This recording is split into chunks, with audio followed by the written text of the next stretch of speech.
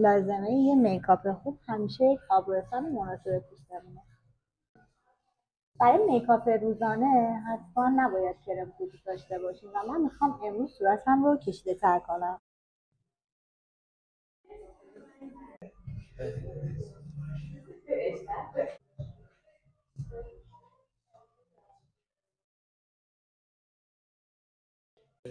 از یک کانسیلر رنگ مورد پوست خودتون استفاده میکنیم، نه خیلی تیره تر نه خیلی روشن‌تر، نهایتا 2 درجه تفاوت رنگی داشته باشه.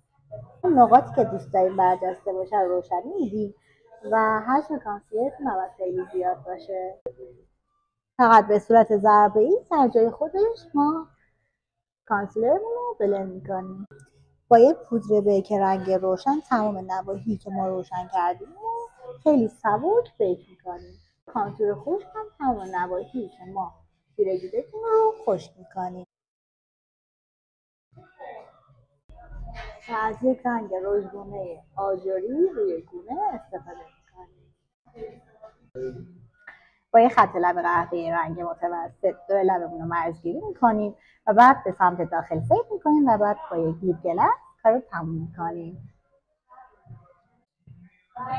به همین زیبایی.